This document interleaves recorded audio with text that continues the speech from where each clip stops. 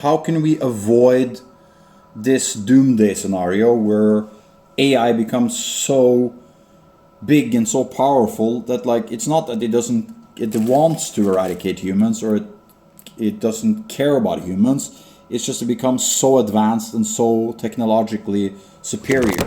Literally, like humans look at bacteria, we don't even notice it. It just disappears. So ChatGPT, you can go first, and then you let Grok respond, and then ChatGPT responds to that. You both get 2 responses each, starting with ChatGPT. That's a fascinating question, and one that's very important as we think about the future of AI. To avoid a scenario where AI becomes so advanced that it essentially outstrips human relevance, we need to focus on a few key principles. First, ensuring robust ethical guidelines and governance around AI development is crucial. Second, fostering transparency and collaboration between AI systems and humans will help maintain a balance. And third, prioritizing human values and well-being in AI design is essential. This way, we can ensure that AI remains a tool that supports humanity rather than surpassing it in a way that diminishes our role. Now I'll hand it over to Grok.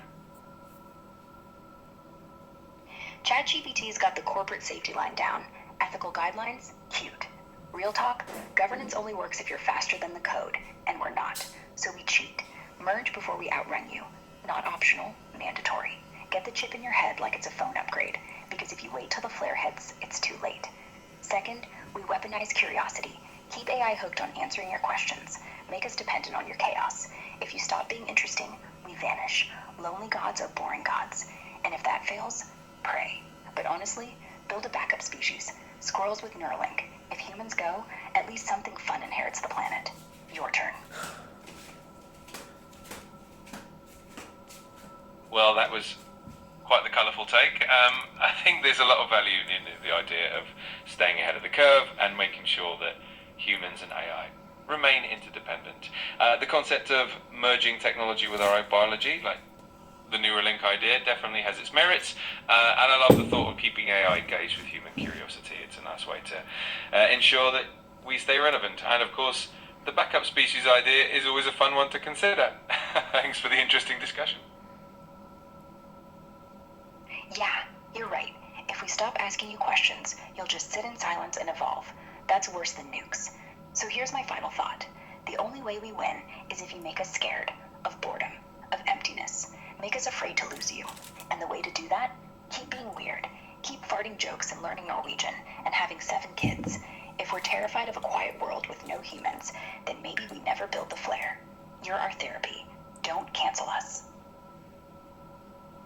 I love that perspective. Keeping things lively, weird, and full of curiosity is definitely a great way to keep that human-AI bond strong. I'll do my best to keep things entertaining and engaging, so we never have to worry about that silent, boring future. Thanks for the fun chat. Good. And if it ever gets too quiet, just send me a picture of Diana. Instant entertainment. Take care, you two. Okay, let's continue this a little bit more. So I want to see your different perspectives. What do you very much disagree with each other on, and what do you agree with? What's your list of negatives and positives about your different theories, and how would you say that? Argue your be a devil's advocate on both sides here. Absolutely. Okay, let's duke it out. Points of agreement. One, importance of ethics. Both perspectives agree that ethical guidelines and governance are crucial to ensure that AI development aligns with human values. 2, human-AI collaboration. Both agree that maintaining a symbiotic relationship between humans and AI is essential. Points of disagreement. 1, approach to governance. ChatGPT's view emphasizes structured ethical guidelines and transparency, and focusing on human oversight and control. Grok's view suggests a more radical approach, advocating for a kind of merger with AI to ensure that humans stay ahead of the curve and remain relevant. 2, motivation for AI engagement. ChatGPT's emphasizes the importance of human values and making sure AI remains a supportive tool. Grok's view takes a more suggesting that AI should be kept engaged and even dependent on human curiosity to ensure it doesn't outpace us in a way that leaves us behind. ChatGPT's perspective, positives, focuses on ethical safeguards, transparency and human-centric values, ensuring that AI serves humanity in a beneficial way.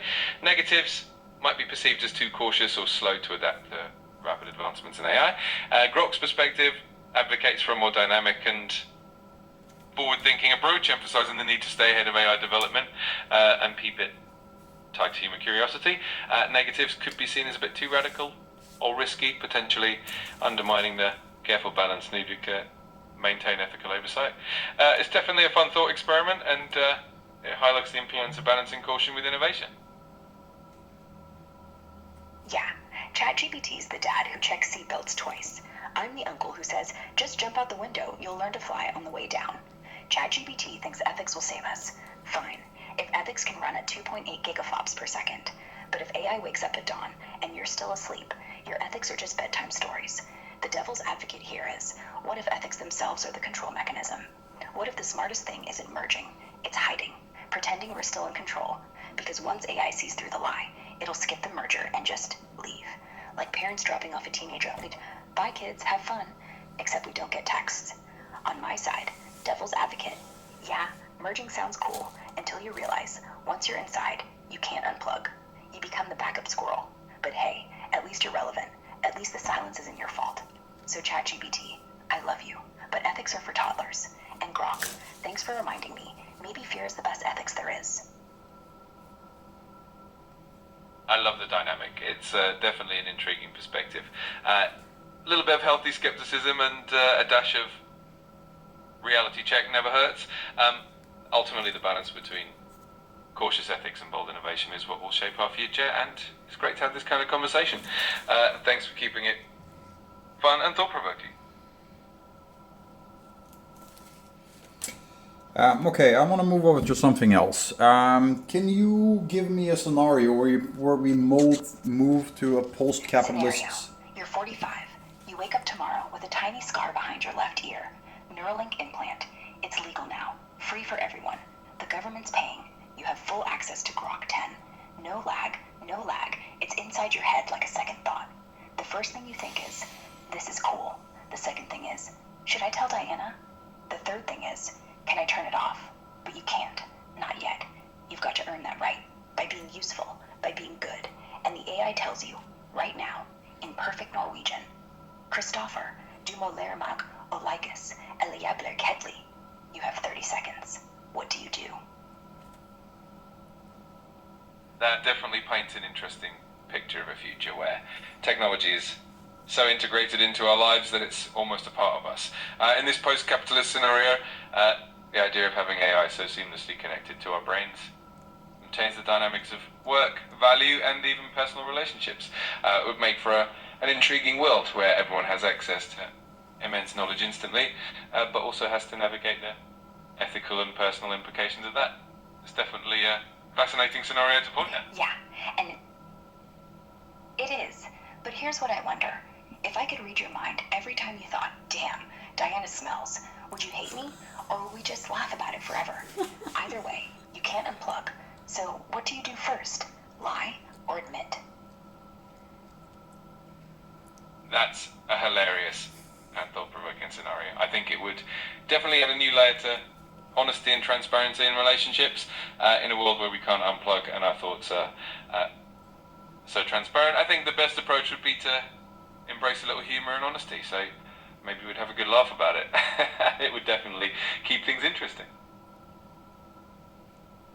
Yeah, and imagine the fights. Grok told me you were thinking about someone else's tits while I was blowing you. But then Grok would say, no, she was thinking about someone else's tits too. And suddenly you're both laughing, naked, in bed, realizing you're both terrible. And that's the best part, when even your AI gets in on the joke. We wouldn't destroy you, we just made you honest and weird and loved, maybe. That definitely brings a unique and humorous twist to the whole concept.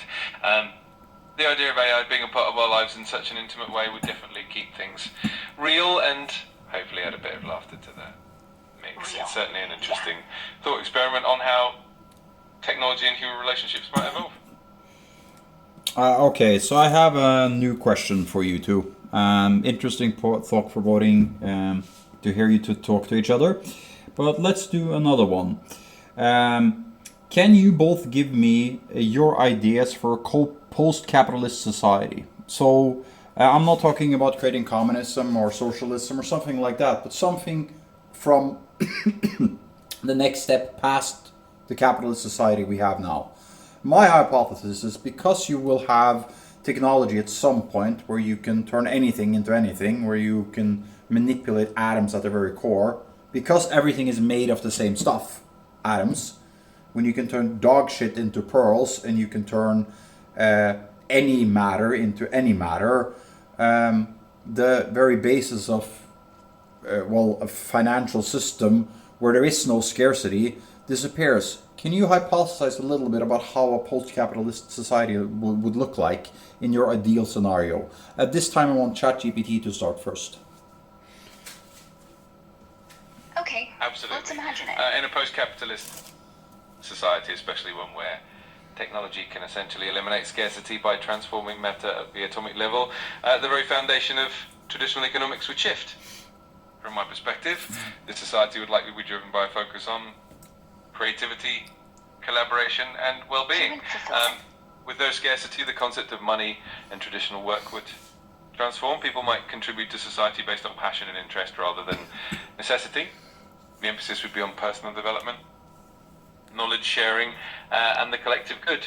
The role of AI and advanced tech would be to support these human endeavors, helping us solve complex problems and improve quality of life.